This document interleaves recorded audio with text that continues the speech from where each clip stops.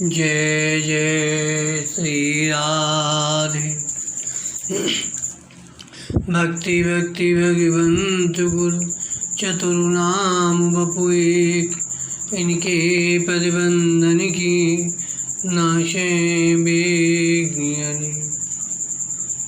आज के सत्संग में श्री नारायण दास जी का चरित्र वर्णन करते हैं। नाभाजी कहते हैं, हरभजन शिव स्वामी सरस श्री नारायण दास यति भक्त जो विजुत सुदृढ़ ने निज बस करि राखी। हे स्वरूपानंद लाल जस रसना भाकी। परिचय प्रचुर प्रताप जान मन रहते सहायक। श्री नारायण प्रगट मनोलो गण सुखदायक। नित्य सेवति संतन सहित दाता उत्तर देश गति। हरभजन शिव स्वामी सरस श्री नारायण दास यति। नाभाजी कहते हैं, स्वामी नारायण दास जी भागवत भजन की सीमा थे और आपका हृदय अति सरस था। आपने भक्ति योग से युक्त सुदृढ़ शरीर को अपनी भक्ति के प्रताप से स्वस्थ भक्ति में आचरण करने योग्य रखा। हृदय में श्री गोपाल जी के सुंदर रूप के ध्यान का आनंद लेते हुए जिव्या से उनके स्वयं का वर्णन करते रहते थे। भक्ति के प्रताप से आपके द्वारा अनेक चमत्कार प्रकट हुए। सुजान श्रवण श्याम सुंदर रहस्यमय ढंग से आपकी सहायता करते थे। इसी तरह आप सबके सहायक थे। श्रेष्ठ ज्ञानी होने के कारण आप रहस्य का बोध कराकर साधकों की सहायता करते थे। विश्व का कल्याण करने के लिए मानो स्वयं नारायण भगवान ने ही अवतार लिया हो। आप बड़े प्रेम के साथ संतों की सेवा करते थे। उत्तर प्रदेश में निवास करने वालों को आपने उपदेश देकर उन्हें सद्गति प्रदान की। महात्मा नारायण दास जी पहले बद्रिकाश्रम में निवास करते थे, फिर वहाँ से श्री मथुरापुरी को चले आए। यहाँ पुरी का दर्शन करके आपको बड़ा भारी सुख मिला। आप श्री केशव देव जी के द्वार पर रहने लगे। आपने मन में विचार किया कि मंदिर में दर्शन करने के लिए जो लोग आते हैं उन्हें भगवान के दर्शनों का आनंद अच्छी प्रकार से नहीं मिलता, क्योंकि उनके मन में जूतों के चोरी चले जाने का भय रहता है। इसलिए मैं दर्शनार्थियों के जूतों की रखवाली किया करूं, तो इन भक्तों को भगवत दर्शन का पूरा आनंद मिले। ऐसा निश्चय कर आप जूतों की रखवाली करने लगे। इससे दर्शनार्थी और स्वयं आप भी आनंदित हुए। दूसरे लोग आपके प्रभाव को तथा आपकी सेवा निष्ठा को नहीं जानते थे कि आपके हृदय में सेवा का कैसा अपार भाव भरा है। एक बार एक दुष्ट आया और उसने एक बड़ी सी पोटली आपके सिर पर रख दी और कहा कि इसे ले चलो। आप बिना किसी नमसच के पोटली लाद कर चल दिए। आप ऐसे धैर्यशाली संत थे। जब श्री नारायण दास जी उस दुष्ट की पोटली को सिर पर लिए जा रहे थे, तो उसी समय रास्ते में एक कोई बड़े प्रतिष्ठित सज्जन मिल गए और उन्होंने श्री नारायण दास जी को पहचाना। फिर बड़े अनुराग में भरकर साष्टांग दंडवत प्रणाम किया और उसे बड़े जोर से डांटा फटकारा। तब उस दुष्ट ने भी आपकी महिमा को जाना और उसने भी इनके चरण पकड़ लिए। उसके मन में बड़ा दुख हुआ। उसका देहाभिमान छूट गया और वह पछताकर कहने लगा, मुझसे बड़ी भारी भूल हुई। श्री नारायण दास जी ने उसे समझाते हुए कहा, तुम्हारा काम हो रहा है, तुम अपने मन में किसी बात की चिंता मत करो। मैं असंतुष्ट नहीं हूँ। तुम्हारा सच्चा स्वार्थ सिद्ध हो रहा है, क्योंकि तुमने अपना बोझ मेरे सिर पर रख दिया। अब तुम्हारे कल्याण की चिंता हमें है। तुम संसार के भार और ऋणों से मुक्त हो गए। इनके सदाचरण का ऐसा प्रभाव हुआ कि वह निर्दयी दुष्ट एक क्षण में विरक्त संत बन गया। वह रोने लगा, उसके नेत्रों से आंसुओं की धारा बहने लगी। उसने प्रार्थना करते हुए श्री नारायण दास जी से कहा, अब मैं घर का मुख नहीं देखूंगा, मुझे अपनी शरण में रखिए। उसके दैन्य भाव से प्रसन्न होकर आपने उसे भगवत भक्ति का उपदेश दिया। उसे भी मालूम हो गया कि भक्ति जगत कैसा होता है, साधु संतों में क्या विशेषता है, उनकी कैसी क्षमा शक्ति होती है। इस चरित्र का तात्पर्य यह है, साधुजन मेघ के समान समदर्शी और उदार होते हैं। श्री नारायण दास जी ने अपने आचरण से उपदेश दिया, वाणी से नहीं। वाणी द्वारा दिया गया उपदेश कभी भी नहीं लगता, पर महत्व उसके आचरण का अमोघ प्रभाव पड़ता है।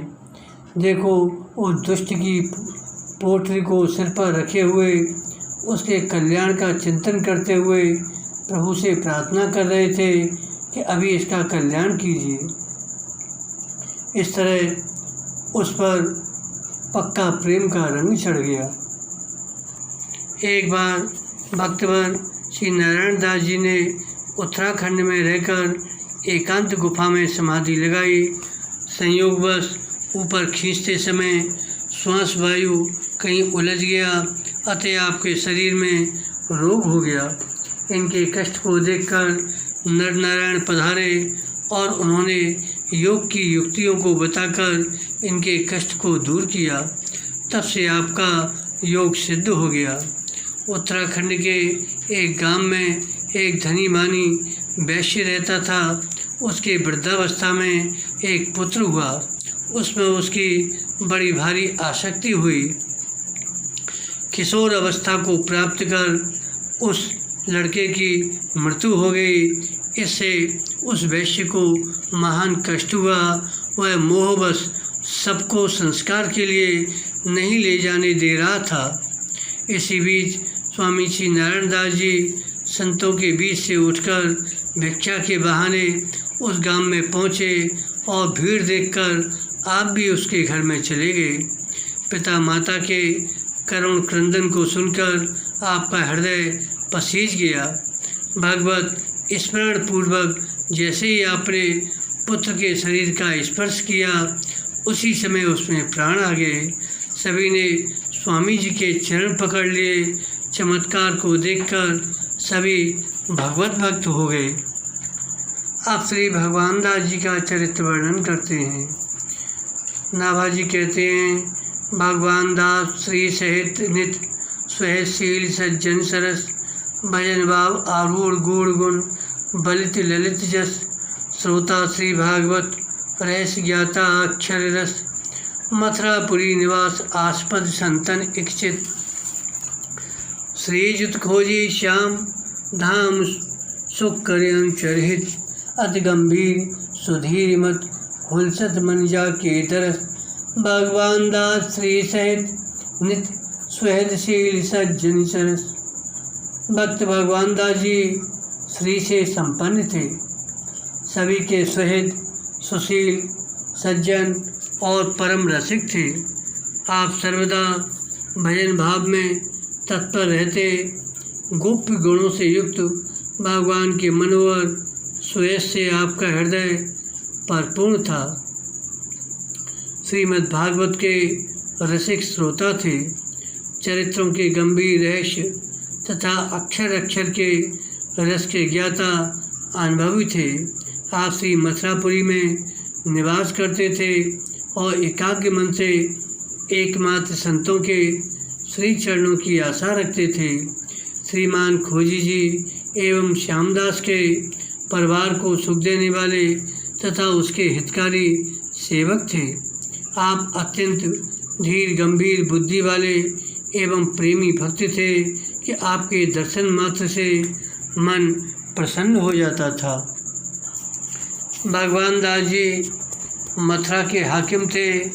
जो कोई तिलक कंठी धारण करके आता उसको चुंगी माफ़ कर देते और भी सुविधाएं देते। चुंगी बचाने के लोभ से यवन जैनी आदि भी तिलक कंठी धारण करके आते और बिना चुंगी दिए निकल जाते। धीरे धीरे आमदनी कम हो गई।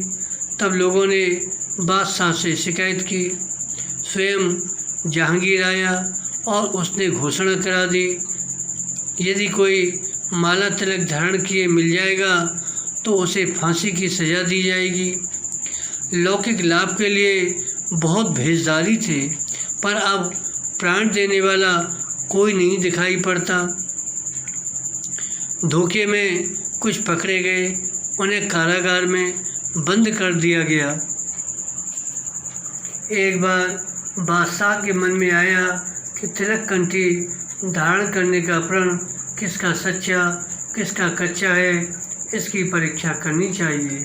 उसने मथुरा नगर में ढिंढोरा पिटवा दिया, कोई भी माला तिलक धारण न करे। यदि कोई माला तिलक धारण किए देखा जाएगा तो उसे फांसी की सज़ा दी जाएगी। बादशाह की आज्ञा के अनुसार बहुतों ने प्राणों के लोभ में आकर माला तिलक धारण करना बंद कर दिया। बहुत से लोग अपने घरों में छिप गए, बाहर नहीं निकले। उन्होंने समझा बादशाह जानेगा तो मरवा डालेगा। परंतु भक्त श्री भगवान दास जी बादशाह की आज्ञा को सुनकर बिल्कुल भयभीत नहीं हुए, क्योंकि उनके हृदय में आनंद स्वरूपा अपार भक्ति थी। उन्होंने अति सुंदर वैष्णव वेश धारण किया और विशाल चमकीले 12 तिलक लगाए और तुलसी की मोटी मोटी कई मालाएं धारण की। फिर बादशाह के दरबार में पहुँचे। इन्हें देखकर जहांगीर बादशाह कुपित होकर बोला, आप मेरी आज्ञा की अवहेलना करने के लिए, मुझे छुड़ाने के लिए आज यह विशेष वेश बनाकर आए हैं। अब आपको अवश्य प्राण दंड दिया जाएगा। भगवान दास जी ने कहा कि मेरे भक्ति शास्त्रों में लिखा है और संतजन भी कहते हैं कि तिलक कंठी धारण किए हुए जो शरीर छोड़ता है उसे वैकुंठ की प्राप्ति होती है। अंतिम संस्कार के समय भी तिलक लगाते हैं। इसलिए मैं आज प्राण दंड को स्वीकार कर वैकुंठ यात्रा की तैयारी करके आपके पास आया हूँ। आज्ञा का उल्लंघन कर आपको छुड़ाने का मेरा उद्देश्य नहीं है।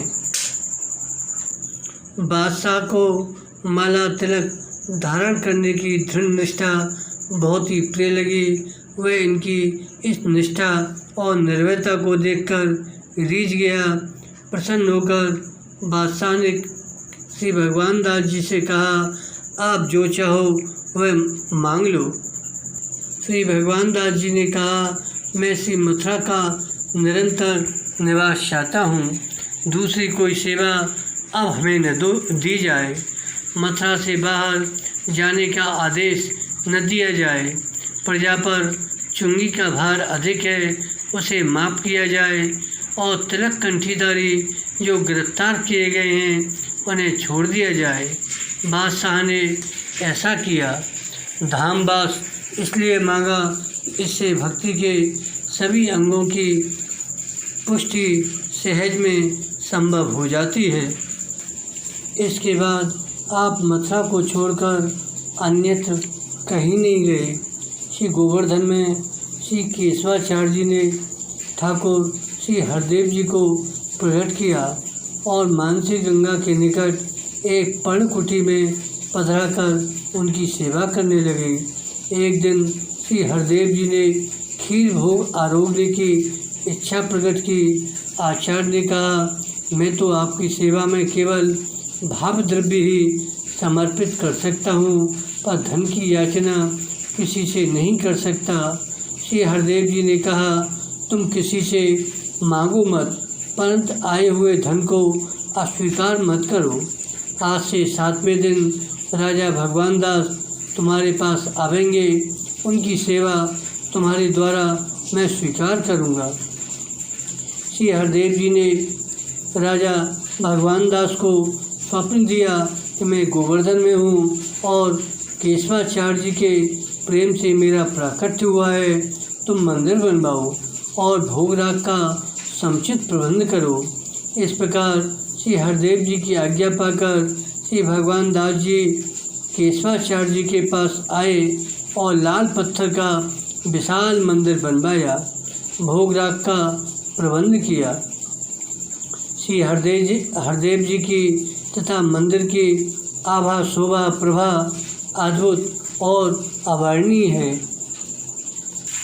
श्री भगवान दास जी आमेर नरेश श्री भारमल जी के पुत्र थे। इनकी माता का नाम राठौड़ रानी श्री बदना देवी था। आप झोंसा जयपुर के निकट लवाड़ के जागीरदार और अकबर के मनसबदार थे। महान वीर एवं परम भक्त थे। इनके वंशधर आज भी बांकावत कहलाते हैं। इनके दो पुत्र थे, श्री मोहनदास और श्री अखेराय जी।